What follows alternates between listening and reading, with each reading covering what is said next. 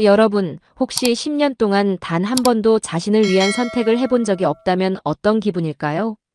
일본의 한 여성이 남편을 잃고 시댁에서 보낸 10년. 매일 새벽 6시에 일어나 집안일을 하고 외출조차 허락을 받아야 했던 그녀에게 어느 날 갑작스런 전화 한 통이 걸려옵니다. 그 전화는 그녀의 인생을 완전히 바꿔놓을 시작이었는데요. 10년 만에 처음으로 자신의 의지를 관철시킨 그녀가 도착한 곳은 바로 우리나라 한국이었습니다. 과연 한국에서 어떤 일들이 그녀를 기다리고 있었을까요? 시장에서 만난 상인들의 따뜻한 미소, 조건 없는 친절, 그리고 운명적인 만남까지. 일본 여성의 눈으로 본 한국의 진짜 모습이 궁금하지 않으신가요? 지금부터 여러분과 함께 그녀의 놀라운 이야기를 시작해 보겠습니다. 이 영상이 궁금하시다면 구독과 좋아요, 그리고 알림 설정까지 부탁드립니다. 여러분의 작은 관심이 더 좋은 콘텐츠를 만드는 원동력이 됩니다. 유나는 그날을 잊을 수가 없었습니다. 결혼한 지 2년째 되던 봄날, 남편 히로시가 출근길에 교통사고로 세상을 떠났거든요. 갑작스러운 소식에 온 세상이 무너져 내리는 것 같았어요. 장례식 이후 시부모님은 유나에게 말씀하셨습니다.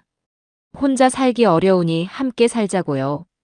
당시 26살이던 유나는 다른 선택지가 없다고 생각했습니다. 시댁은 전통을 중시하는 집안이었고 며느리는 가족의 일원으로서 책임을 다해야 한다는 분위기였거든요. 시부모님 댁으로 이사한 첫날 밤, 유나는 남편의 방에서 혼자 울었습니다. 벽에 걸린 히로시의 사진이 그녀를 내려다보고 있었어요. 그 시선이 너무나 따뜻했지만 동시에 무겁게 느껴졌답니다. 시어머니는 아침 6시면 어김없이 유나를 깨웠습니다. 집안 청소와 식사 준비를 해야 한다며요. 시아버지는 말수가 적은 분이셨지만 집안의 규칙만큼은 엄격하게 지키길 원하셨어요. 외출할 때는 미리 허락을 받아야 했고 늦게 들어오면 안 되었습니다. 처음 몇 달은 그래도 견딜만 했어요. 슬픔을 달래기 위해서라도 바쁘게 지내는 것이 나쁘지 않다고 생각했거든요. 하지만 시간이 흘러도 상황은 나아지지 않았습니다. 오히려 점점 더 숨막히는 일상이 반복되었어요. 친구들과의 만남도 제한받았습니다. 시어머니는 젊은 미망인이 너무 자주 나다니면 좋지 않다고 하셨거든요. 전화 통화조차 눈치를 봐야 했어요. 유나는 서서히 바깥 세상과 단절되어 갔습니다. 그렇게 1년이 지나고 2년이 지났어요. 어느새 유나는 29이 되었지만 자신의 삶은 어디에도 없는 것 같았습니다. 매일 같은 시간에 일어나서 같은 일을 반복하며 저녁에는 시부모님과 조용히 식사를 했어요. 가끔 거울을 보면 예전에 밝았던 모습은 찾을 수 없었습니다. 웃음도 잃어버린 지 오래였고 꿈이나 희망 같은 것들은 사치처럼 느껴졌어요. 하지만 이것이 자신의 운명이라고 체념하며 살아가고 있었답니다. 그런데 10년째 되던 어느 날 예상치 못한 전화 한 통이 유나의 삶을 완전히 뒤바꿀 사건의 시작이었습니다. 그 예상치 못한 전화는 대학 동창 사오리로부터 온 것이었습니다. 10년 만에 들리는 친구의 목소리는 여전히 밝고 활기찼어요. 사오리는 정말 오랜만이라며 반가워했습니다. 자신이 한국에서 결혼해서 살고 있다며 시간 되면 한번 놀러 오면 안 되겠냐고 물어보더군요. 유나는 순간 말문이 막혔습니다. 10년 동안 친구들과의 연락이 거의 끊어진 상태였거든요. 시어머니가 젊은 미망인이 친구들과 자주 만나는 것을 못마땅해 하셨기 때문이에요. 유나가 망설이자 사오리는 혹시 불편한 상황이냐며 이해한다고 했어요. 그냥 잠시만이라도 일상에서 벗어나서 쉬었다 가면 좋을 것 같다고 덧붙이더군요. 전화를 끊은 후 유나는 한참을 그 자리에 서 있었습니다. 마음 한구석에서 뜨거운 무언가가 올라오고 있었어요. 그것은 10년 동안 꽁꽁 얼려두었던 자유에 대한 갈망이었답니다. 저녁 식사 시간 유나는 조심스럽게 말을 꺼냈어요. 대학 친구가 한국에 살고 있다며 잠시 놀러 오라고 한다고 말했습니다. 시어머니의 수저가 멈췄습니다. 시아버지도 날카로운 시선을 보냈어요. 시어머니는 그런 여행은 필요 없다고 단호하게 말했습니다. 집에서 조용히 지내는 게 미망인다운 모습이라고 하시더군요. 유나가 10년 동안 한 번도 없었던 일이라고 하자 시어머니는 더욱 화를 내셨어요. 10년 동안 그렇게 잘 지내왔는데 왜 갑자기 그런 생각을 하냐며 히로시가 보고 있는데 체면이 서겠냐고 꾸짖으셨습니다. 그날 밤 유나는 잠들지 못하고 뒤척였습니다. 거울 속 자신의 모습이 떠올랐어요. 36살이 되었지만 언제부터인가 생기를 잃어버렸더군요. 웃는 법도 까먹은 것 같았습니다. 문득 결혼 전 모습이 생각났어요. 대학에서 친구들과 웃고 떠들며 미래를 꿈꾸던 시절 말이에요. 그때의 유나는 어디로 간 걸까요? 다음 날 아침 사오리가 다시 전화를 걸어왔습니다. 어제 자신의 말이 혹시 부담스러웠는지 걱정하며 물어보더군요. 그냥 유나가 힘들어 보여서 그랬던 거라고 했어요. 유나는 사실은 괜찮지 않다며 10년 동안의 이야기를 털어놓기 시작했어요. 말하다 보니 눈물이 났습니다. 사오리는 유나의 인생이니까 한 번뿐인 인생을 그렇게 살면 안 된다고 했습니다. 일주일만이라도 좋으니까 와보라며 자신이 모든 걸 도와주겠다고 약속했어요. 전화를 끊고 나서 유나는 처음으로 결심했습니다. 10년 만에 처음으로 자신을 위한 선택을 하기로요. 그날 저녁 식탁에서 유나는 단호하게 말했어요. 한국에 가기로 결정했다고 했습니다. 시어머니는 안 된다고 했잖냐며 화를 내셨어요. 유나는 죄송하지만 이번만큼은 제 뜻대로 하겠다고 대답했습니다. 10년 만에 처음으로 자신의 목소리를 낸 순간이었습니다. 시어머니의 차가운 시선과 시아버지의 무거운 침묵 속에서도 유나는 마음을 굽히지 않았습니다. 10년 동안 한 번도 자신의 뜻을 관철해 본 적이 없었지만 이번만큼은 달랐어요. 다음 날 아침 유나는 여행 준비를 시작했습니다. 오래된 여행 가방을 꺼내니 먼지가 수북이 쌓여 있더군요. 결혼 전에 썼던 가방이었는데 마치 과거의 자신을 마주하는 것 같았어요. 시어머니는 계속해서 반대 의견을 표했습니다. 젊은 미망인이 혼자 해외여행을 간다는 것이 동네 사람들에게 어떻게 보이겠느냐며 걱정하셨거든요. 하지만 유나의 결심은 흔들리지 않았습니다. 여권을 찾기 위해 오래된 서랍을 뒤지던 중 유나는 결혼 전 사진들을 발견했어요. 친구들과 함께 웃고 있는 자신의 모습이 너무나 낯설었습니다. 언제부터 그런 표정을 잃어버렸을까요? 사오리와의 통화에서 구체적인 일정을 잡았습니다. 일주일 동안 서울에 머물 예정이었고 사오리가 공항까지 마중 나오겠다고 했어요. 10년 만에 듣는 따뜻한 배려였습니다. 항공편을 예약하면서 유나는 가슴이 두근거렸어요. 설렘과 두려움이 동시에 밀려왔습니다. 과연 자신이 잘할 수 있을까 하는 걱정도 있었지만 그보다는 새로운 시작에 대한 기대감이 더 컸어요. 출발 전날 밤 유나는 히로시의 사진 앞에 앉았습니다. 오랜 시간 동안 말없이 바라보다가 작은 목소리로 속삭였어요. 잠시만 다녀오겠다고 오래 기다려달라고 말이죠. 출발 당일 아침 집안 분위기는 여전히 차가웠습니다. 시어머니는 끝까지 만류하려 했지만 유나는 이미 결심을 굳혔어요. 택시를 부르고 짐을 챙기는 모습을 보며 가족들도 유나의 진심을 느꼈는지 더 이상 말리지는 않았습니다. 공항으로 향하는 택시 안에서 유나는 창밖을 바라봤어요. 10년 동안 매일 보던 익숙한 풍경들이 지나갔습니다. 하지만 오늘은 왠지 모든 것이 새롭게 보였어요. 공항에 도착해서 출국 수속을 밟으면서 실감이 났습니다. 정말로 자신이 여행을 떠나는 거라고 말이에요. 10년 만에 처음으로 느끼는 자유로움이었습니다.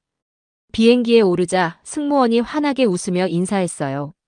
그 미소가 너무나 밝아서 유나도 모르게 따라 웃게 되었습니다. 언제부터 다른 사람의 미소에 이렇게 반응해 본 적이 없었을까요? 창가 자리에 앉아 이륙을 기다리면서 유나는 생각했습니다. 이것이 정말 올바른 선택일까요? 하지만 비행기가 활주로를 달리기 시작하자 그런 생각들은 사라졌어요. 구름 위로 올라가면서 유나는 처음으로 진정한 해방감을 느꼈습니다. 10년 동안의 무거운 짐을 잠시나마 내려놓을 수 있는 시간이었어요. 한국이라는 새로운 땅에서 어떤 일들이 기다리고 있을지 가슴이 설렜습니다. 인천공항에 내리자마자 유나는 한국의 공기를 깊이 들이마셨습니다. 일본과는 다른 느낌이었어요. 더 활기차고 역동적인 기운이 느껴졌거든요. 출입국 심사를 마치고 도착장으로 나오니 사오리가 손을 흔들며 기다리고 있었습니다. 10년 만에 만난 친구는 여전히 밝은 미소를 지니고 있었어요. 두 사람은 말없이 서로를 꼭 안아주었습니다. 사오리의 남편 준호도 함께 나와 있었어요. 자상해 보이는 인상의 남자였는데 유나에게 정중하게 인사하며 짐을 들어주었습니다. 오랜만에 받아보는 타인의 배려였죠. 서울로 가는 차 안에서 사오리는 유나의 손을 꼭 잡았습니다. 정말 오기 잘했다며 며칠 동안 맛있는 것도 많이 먹고 재미있는 곳도 구경시켜주겠다고 했어요. 그 따뜻함에 유나의 마음이 녹기 시작했습니다. 첫날 밤은 사오리 부부의 집에서 보냈어요. 아담하지만 정겨운 집이었습니다. 저녁 식사를 준비하면서 사오리와 준호가 서로 농담을 주고받는 모습을 보니 신기했어요. 부부가 이렇게 편안하게 대화할 수 있구나 하는 생각이 들었거든요. 다음 날 아침 사오리는 유나를 전통시장으로 데려갔습니다. 광장시장이었는데 활기찬 상인들의 목소리와 다양한 음식 냄새가 어우러진 곳이었어요. 시장 입구에서부터 상인들이 유나에게 관심을 보였습니다. 일본에서 온 손님이라고 하니 더욱 반갑게 맞아주더군요. 한 떡집 아주머니는 갓 만든 인절미를 맛보라며 건네주었어요. 어묵 가게 앞을 지나는데 아저씨가 따뜻한 어묵을 젓가락에 꽂아서 내밀었습니다. 멀리서 왔으니 맛이라도 보라는 말과 함께요. 그 순간 유나의 눈에 눈물이 차올랐어요. 10년 동안 받아보지 못했던 순수한 친절이었거든요. 아무런 조건 없이 그냥 낯선 이방인에게 베푸는 따뜻함이었습니다. 사오리는 유나의 변화를 눈치챘어요. 괜찮냐고 물어보니 유나는 고개를 끄덕이며 괜찮다고 했습니다. 하지만 마음속으로는 이런 따뜻함이 세상에 존재한다는 것이 믿기지 않았어요. 빈대떡집에서 점심을 먹으면서 사오리는 유나에게 말했습니다. 한국 사람들이 정이 많다고, 특히 외국에서 온 사람들에게는 더욱 친절하게 대한다고 설명해 주었어요. 오후에는 종묘 근처를 구경했습니다. 할아버지들이 바둑을 두는 모습, 할머니들이 모여서 이야기하는 풍경이 정겨웠어요. 일본에서도 비슷한 모습들이 있지만 왠지 여기는 더 자유롭고 활기찬 느낌이었습니다. 저녁에 집으로 돌아오는 길에 사오리가 물어봤어요. 오늘 하루 어땠느냐고요? 유나는 정말 좋았다고 대답했습니다. 오랜만에 진심으로 하는 말이었거든요. 그날 밤 잠자리에 들기 전 유나는 창밖을 내다봤어요. 서울의 야경이 반짝이고 있었습니다. 10년 동안 잊고 있었던 감정들이 하나씩 되살아나는 것 같았어요. 특히 시장에서 받았던 그 순수한 미소들이 계속 떠올랐습니다. 조건 없는 친절, 진심 어린 배려. 이런 것들이 자신에게도 가능한 일이라는 것을 처음 깨달았어요. 이것이 바로 살아있다는 느낌이구나 하는 생각이 들었습니다. 셋째 날 저녁 사오리는 유나를 위해 특별한 저녁을 준비하겠다고 했습니다. 한국 전통 음식을 직접 만들어서 대접하고 싶다며 아침부터 장을 보러 나갔어요. 유나도 함께 요리를 도우겠다고 했지만 사오리는 손님이 어떻게 요리를 하냐며 거절했습니다. 대신 거실에서 쉬면서 준호와 대화를 나누라고 했어요. 준호는 차분하고 따뜻한 사람이었습니다. 유나에게 한국 생활에 대해 이야기해주면서 처음 한국에 왔을 때의 경험담도 들려주었어요. 외국인 아내를 둔 남편으로서의 세심한 배려가 느껴졌습니다. 오후가 되자 사오리가 본격적으로 요리를 시작했어요. 준호도 자연스럽게 부엌으로 가서 도왔습니다. 야채를 다듬고 쌀을 씻고 국물을 우리는 모습이 너무나 자연스러웠어요. 유나는 그 모습을 보며 깜짝 놀랐습니다. 일본에서는 남편이 부엌 일을 돕는 경우가 드물었거든요. 특히 시댁에서는 남자가 부엌에 들어가는 것조차 좋지 않게 여겼어요. 더 놀라운 것은 두 사람이 요리하면서 계속 대화를 나누고 있다는 점이었습니다. 오늘 있었던 일들을 서로 이야기하고 농담도 주고받으며 웃고 있었어요. 저녁 식사 시간이 되자 식탁에는 정성스럽게 만든 음식들이 가득 차려졌습니다. 김치찌개와 불고기, 나물 반찬들, 그리고 갓 지은 쌀밥까지. 모든 것이 정갈하고 맛있어 보였어요. 세 사람이 식탁에 둘러앉자 사오리가 먼저 유나의 그릇에 김치찌개를 담아주었습니다. 뜨거우니까 조심하라며 웃으면서요. 준호도 불고기를 집어서 유나의 접시에 올려주었어요. 유나는 그 순간 가슴이 뭉클했습니다. 10년 동안 시부모와의 식사에서는 이런 일이 없었거든요. 각자 조용히 자신의 음식만 먹을 뿐 서로를 챙기는 모습은 볼 수 없었어요. 식사를 하면서도 대화가 끊이지 않았습니다. 사오리는 유나에게 음식이 어떤지 물어보고 준호는 내일 갈 만한 곳들을 추천해 주었어요. 자연스럽고 편안한 분위기였습니다. 사오리가 준호에게 물을 따라주자 준호도 사오리의 반찬을 챙겨주었어요. 작은 배려들이 오가는 모습을 보며 유나는 이것이 진짜 부부의 모습이구나 하고 생각했습니다. 식사 후 설거지를 할 때도 마찬가지였어요. 사오리가 설거지를 하면 준호가 그릇을 닦아서 정리했습니다. 서로 역할을 나누어 하면서도 즐거워하는 모습이었어요. 유나도 도우려고 했지만 두 사람이 말렸습니다. 손님이 어떻게 설거지를 하냐며 대신 거실에서 차라도 마시며 쉬라고 했어요. 거실에서 차를 마시며 세 사람은 더 깊은 이야기를 나누었습니다. 사오리는 한국에서의 결혼 생활이 어떤지, 준호는 일본 문화에 대해 어떻게 생각하는지 서로의 경험을 공유했어요. 그날 밤 잠자리에 들기 전 유나는 오늘 하루를 돌이켜봤습니다. 식탁에서 본 사오리 부부의 모습이 계속 떠올랐어요. 서로를 배려하고 챙기고 함께 웃는 모습들 말이에요. 이런 것이 정상적인 부부 관계구나 하는 깨달음이 들었습니다. 히로시와 함께했던 2년의 시간도 행복했지만 그 이후 10년간의 삶이 얼마나 메말라 있었는지 새삼 느꼈어요. 따뜻한 이불을 덮으며 유나는 생각했습니다. 나도 이런 일상을 다시 꿈꿔볼 수 있을까요? 넷째 날 아침 사오리가 특별한 제안을 했습니다. 자신의 친구를 소개해주고 싶다며 오늘 함께 시간을 보내면 어떻겠냐고 했어요. 김현수라는 분인데 혼자 사는 사람이고 유나와 나이도 비슷하다고 했습니다. 유나는 처음엔 부담스러웠어요. 남자분을 만난다는 것 자체가 10년 만의 일이었거든요. 하지만 사오리가 그냥 친구로서 만나는 거라고 하니 마음이 놓였습니다. 점심시간에 인사동의 한 찻집에서 만나기로 했어요. 사오리와 함께 도착하니 이미 한 남자분이 기다리고 있었습니다. 키가 크고 온화한 인상을 가진 사람이었어요. 김현수는 정중하게 인사하며 자기소개를 했습니다. 대학에서 한국사를 가르치고 있다고 했어요. 목소리가 차분하고 안정감이 있었습니다. 나이는 39살로 유나보다 3살 많았어요. 사오리가 화장실에 가면서 잠깐 자리를 비우자 두 사람만 남게 되었습니다. 어색할 수도 있었지만 현수는 자연스럽게 대화를 이끌어 나갔어요. 일본에서 온 소감이 어떤지, 한국 음식은 입에 맞는지 물어보며 배려를 보였습니다. 오후에는 세 사람이 함께 창덕궁을 구경하기로 했어요. 현수가 역사 전공자라서 궁궐에 대한 자세한 설명을 들을 수 있었습니다. 그의 설명은 재미있었고 한국의 역사와 문화에 대해 많은 것을 배울 수 있었어요. 걸으면서 현수는 자연스럽게 유나의 속도에 맞춰주었습니다. 너무 빠르지도 느리지도 않게 편안하게 걸을 수 있도록 배려해 주었어요. 가방이 무거워 보이자 들어주겠다고 제안하기도 했습니다. 궁궐 안의 연못 앞에서 쉬면서 현수는 조선시대 왕들의 이야기를 들려주었어요.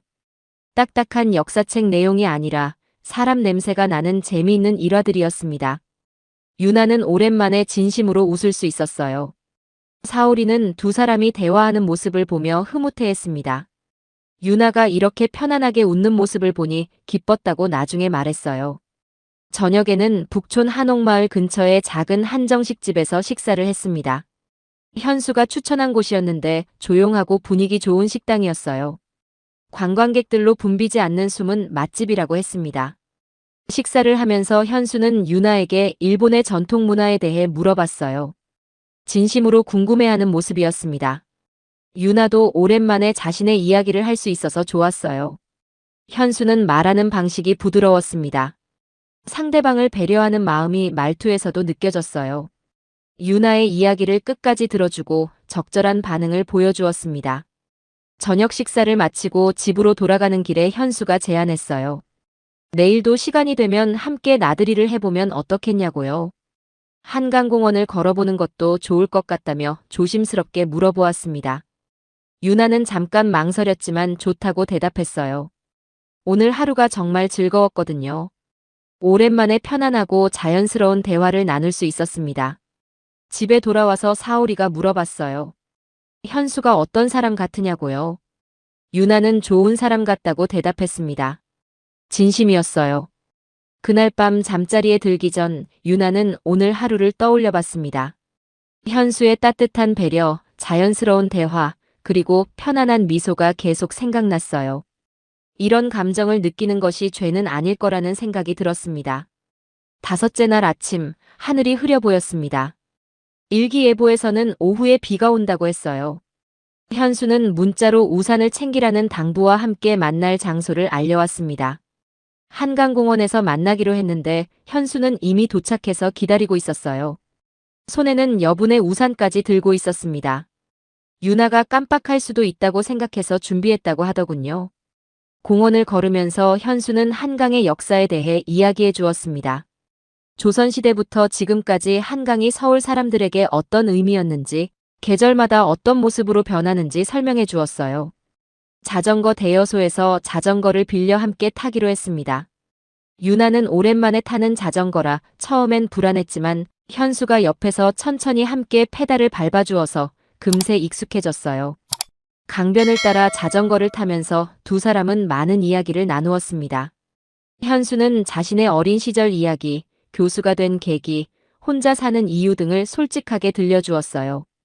현수도 한때 결혼을 생각했던 사람이 있었다고 했습니다. 하지만 서로의 꿈이 달라서 헤어지게 되었다고 하더군요. 그 이후로는 혼자 지내는 것에 익숙해졌다며 담담하게 말했어요. 유나도 자신의 이야기를 조금씩 털어놓기 시작했습니다. 남편을 잃은 아픔, 시댁에서의 10년, 그리고 이번 여행을 결심한 이유까지요. 현수는 판단하지 않고 그저 들어주었습니다.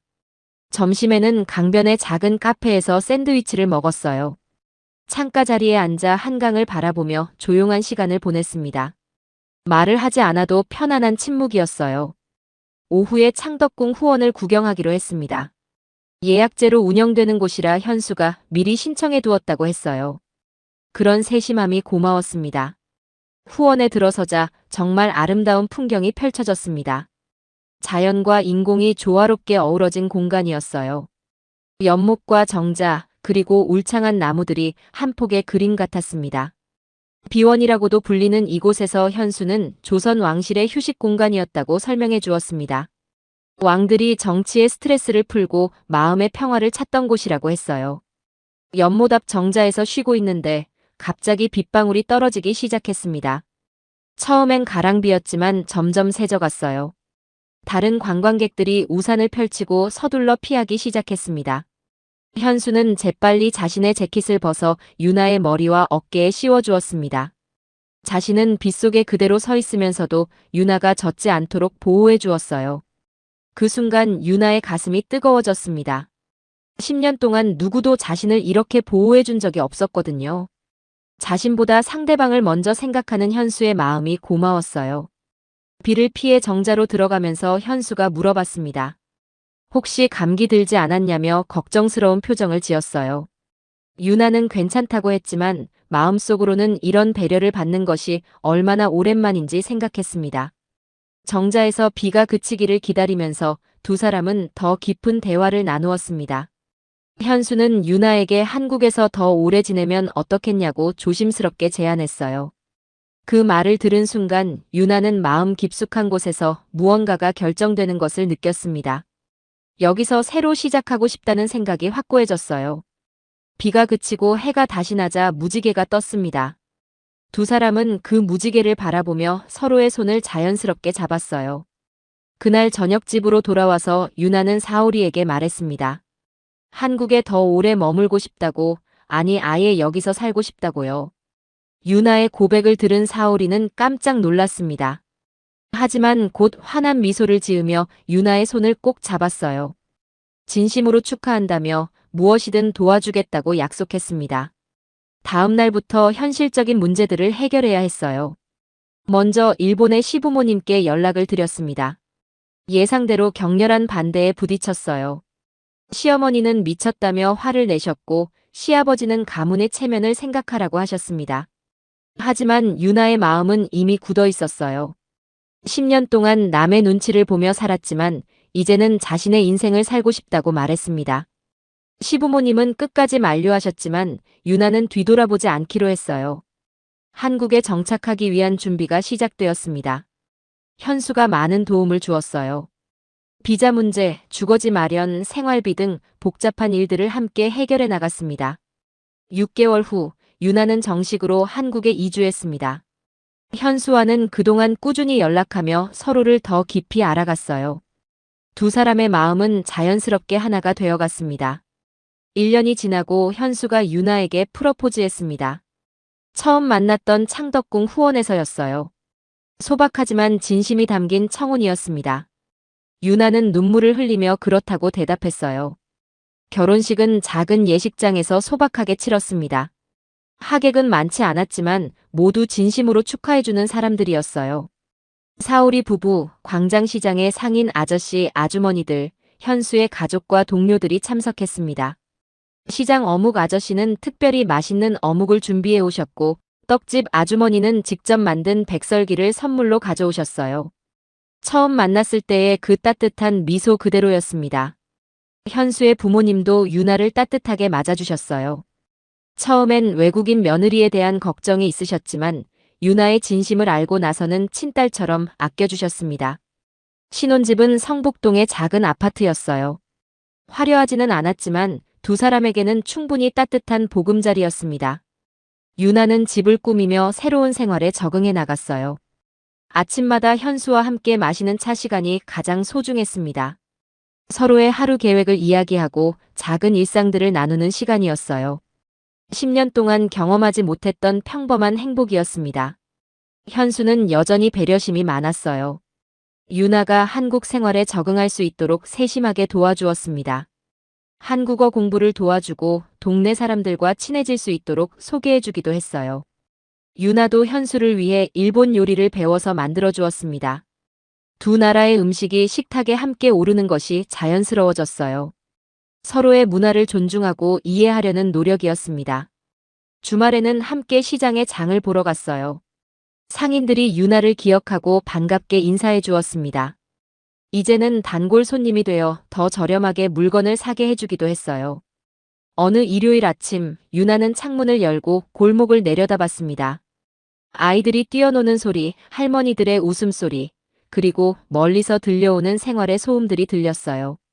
현수가 뒤에서 유나의 어깨에 손을 올리며 물어봤습니다. 후회하지 않느냐고요. 유나는 고개를 젓고 미소 지으며 대답했어요. 이렇게 행복한 적이 없다고 말이에요. 그날 오후 차를 마시며 유나는 생각했습니다. 인생에서 가장 중요한 것은 용기라는 것을 깨달았어요. 10년 전에 자신에게 말해주고 싶었습니다. 언젠가는 새로운 시작이 가능하다고 행복은 기다리는 것이 아니라 선택하는 것이라고요. 골목 끝 작은 아파트에서 마시는 아침차는 세상 그 어떤 것보다 따뜻했습니다. 여러분, 유나의 이야기는 어떠셨나요? 10년 동안의 긴 침묵을 깨고 한국에서 새로운 인생을 시작한 그녀의 용기가 정말 대단하지 않나요? 무엇보다 한국 사람들의 따뜻한 마음이 그녀에게 얼마나 큰 힘이 되었는지 느껴지셨을 것입니다. 광장시장에서 만난 상인들의 순수한 친절, 조건 없이 건네준 따뜻한 어묵 한 그릇, 그리고 비 오는 날 자신의 재킷을 벗어 씌워준 현수의 배려까지. 이런 것들이 바로 우리나라만의 특별한 정이 아닐까 싶습니다. 외국인들이 한국을 사랑하는 이유가 바로 여기에 있는 것 같아요. 발달된 기술이나 화려한 문화도 좋지만 결국 사람의 마음을 움직이는 건 진심 어린 따뜻함이거든요. 유나처럼 용기 있는 선택을 통해 진정한 행복을 찾은 이야기가 여러분에게도 작은 위로와 희망이 되었으면 좋겠습니다. 때로는 우리에게도 새로운 시작을 위한 용기가 필요하니까요. 우리나라의 아름다운 정과 문화가 더 많은 사람들에게 알려지기를 바라며 오늘 이야기는 여기서 마치겠습니다. 다음에도 더 감동적이고 의미 있는 이야기로 찾아뵙겠습니다. 시청해주셔서 감사합니다.